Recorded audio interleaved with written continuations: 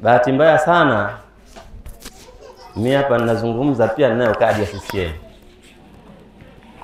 Sasa wote rafiki zangu hao, nikifanya jambo langu wanapenda japo tupite njia. Sasa nikwambia msipiri, anambia sawa bwana, tutakusubiri baadaye katika shughuli yako ya miradi na si hatuji, inakuwa shida.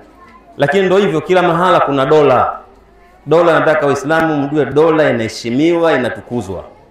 Hii itakuwa mara nyingine, na kwa sababu wana mambo mengine kama mnavyojua, naomba mimi kwa upenzi mkubwa sana nimpe hii katibu wangu wa eneo langu ili wa chama, yeye ajue na ile anaanza nani, anampa nani, wazungumze, tuwaruhusu waondoke, sisi tufike katika mada yetu ili tutumie wakati vizuri. Kaka Sada, karibu sana bwana. Assalamu alaykum wa rahmatullahi ta'ala wa barakatuh. Amalai. Baada ya salamu, tunamshukuru Mwenyezi Mungu aliyeumba mbingu na ardhi na vilivyomo.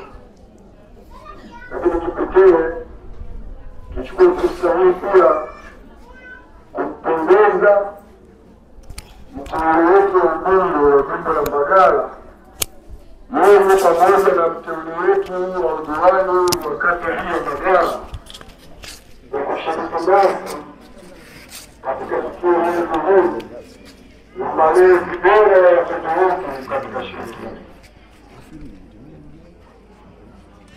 Mheshimiwa Msaki, mashekhi wetu wote na walezi kwa maana wa walimu wote wa shule hii, tunayo furaha kubwa ya kuungana nanyi siku ya leo. Lakini leo mimi sitakuwa msomaji sana. Kazi yangu kubwa ni kutoa utambulisho, lakini pia kwenye msafara huu yuko kampeni wanangu Mtalawaji. Kwa heshima kubwa naomba nikupe baki hii tuendelee na utaratibu. Asante sana. Assalamu alaykum wa rahmatullahi wa barakatuh.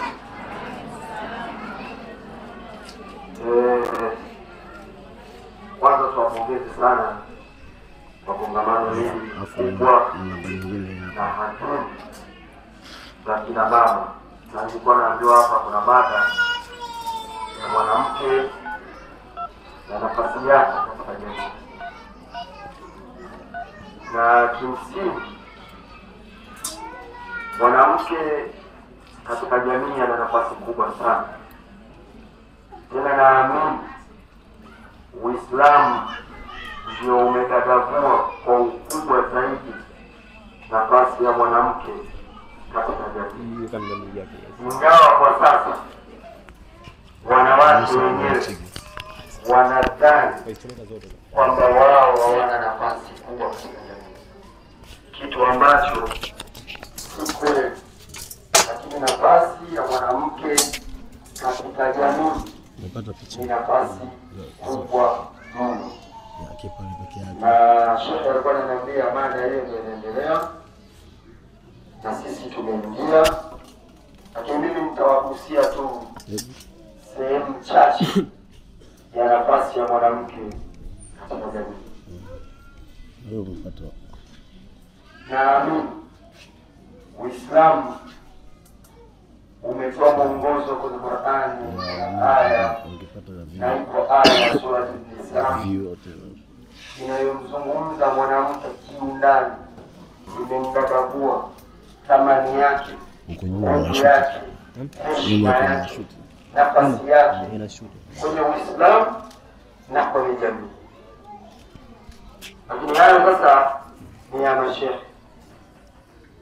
Lakini hata na wasiasa, wanawake nao pia wana nafasi sana kwenye jamii. Kwa hiyo rais wetu sisi ni nani? Rais wetu wa nchi hii ni nani? Mawaziri mbalimbali, kuna waziri wa ulinzi mwanamama, waziri wa afya zamani mwanamama, waziri wa maendeleo ya jamii mwanamama, na mnaye hapa diwani wa viti maalum huyu hapa naye mwanamama. Kwa hiyo wanamama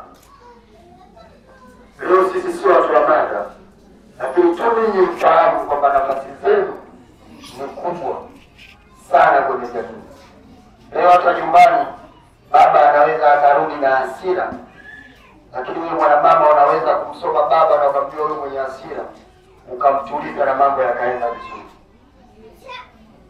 Lakini wewe mwanamama pale nyumbani, kama hujasimama vizuri, familia yenyewe inayumba. Kwa sababu familia ina misingi ya malezi, na ili mtoto awe bora, mambo manne lazima yazingatiwe. Jambo la kwanza, familia anayotokea. Na ukiangalia 100% ya malezi, 90% ni ibra kwa mama. Lakini jambo la pili, msingi wa dini. Sasa hivi ukiangalia akina baba wengi pilika zetu kitoka asubuhi na rudi jioni. Lakini msingi wa dini, namna unavyomshika mtoto aje madrasa, kumsimamia kwenye misingi ya dini, wewe mwanamama una nafasi kubwa sana. Kwa hiyo leo mtoto akiwa amesimama vizuri kwenye misingi, ina maana mwanamama umetake over katika nafasi yako. Ingawa baba yeye ndio kichwa, kiongozi wa familia, kama Qur'ani zinavyosema kwamba baba ndio kiongozi, lakini mwanamama wewe ndio supportive wa kwanza katika familia hii. Lakini hata shule, wewe mwanamama unaweza wewe ukawa na nguvu ukasema tumpeleke Mbagala Islamic. Baba akasema hapana, tumpeleke Bujia na mimi nasema tumpeleke Mbagala Islamic. Na wewe ukawa na nguvu zaidi kuliko baba. Na hata jamii inayotuzunguka. Jambo la 4, jamii inayotuzunguka. Akina mama mkisimama, mkifanya ile atumani na vikuli, basi na jamii yote inatulizana. Lakini tumeona sasa hivi, na inasikitisha, wasichana wengi ndio wanaokumbia huko mtaani. Mavazi, maadili, misingi haijakaa sawa sawa. Leo mtu akivaa hijabu anaonekana kama mtu wa maajabu kabisa. Lakini tukipita huko mtaani Rushalo na nini, unaona wale ambao wanatoka katika familia za Waislamu, wao wanaocheza Rushalo nje, wao wanaofanya mambo yasiyofaa katika misingi. Kwa hiyo nawakumbusha leo akina mama zangu wapo hapa, dada zangu, shangazi zangu, wadogo zangu, ninyi katika jamii mna nafasi kubwa sana ya kuinyosha jamii. Kwa hiyo namjue kama sisi wanaume tulivyopewa tutakwenda kuulizwa namna tulivyoiwachunga nyinyi, na nyinyi pia mna nafasi zenu, mtakwenda kuulizwa namna mlivyoiongoza jamii na mlivyoelimisha. Kwa hiyo niwaombe mada hii iwe chachu na sehemu yenye tija kwenu na kwenye jamii. Na mabadiliko huanza na wewe. Mabadiliko yote usiseme mbona wengine wafanyaje, hapana. Kisikia watu na Bibi Titi Mohamed, kuna mwanamama huyu wa Kitengele, wale wa Kitengele kwa sababu unamjua. Anaitwa Bibi Titi Mohamed. Alikuwa mwanamama shababu kabisa. Na alifanya mabadiliko makubwa katika jamii. Ukienda kule Ufiji na hata hapa Dar es Salaam ukienda kuna barabara inaitwa Bibi Titi Mohamed kule mjini. Ina maana hao ndio miongoni mwa kila mama ambao kwa hata wewe una nafasi ya kwenda kuhakikisha kwamba jamii inakwenda kwenye msingi kwa bora. Lakini pia achana tu na jamii,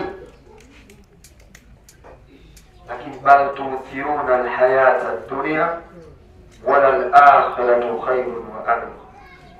Hakika bila shaka duniani ni mahala pa mapito, na starehe zilizokuwepo hapa ni za muda mfupi, lakini akhera ndio maisha ya milele. Babu yako mzaa baba yako yuko wapi? Babu yako alikuwa na baba yake yuko wapi?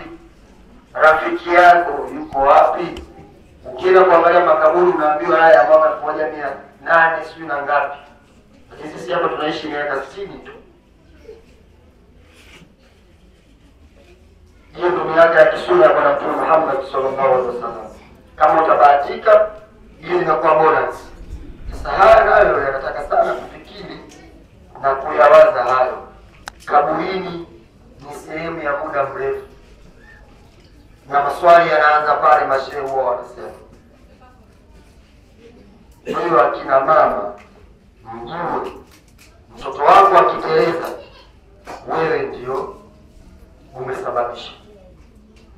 Mtoto wako akienda mbio, wewe ndio umesababisha. Kwa hiyo tuchukue jukumu hili, sio jukumu la hiari, ni jukumu la lazima katika jamii yetu na katika familia zetu. Na mambo matatu hubaki mwanadamu anapotangulia, ikiwemo na mtoto mwema. Jamani, mtoto mwema haibuki tu.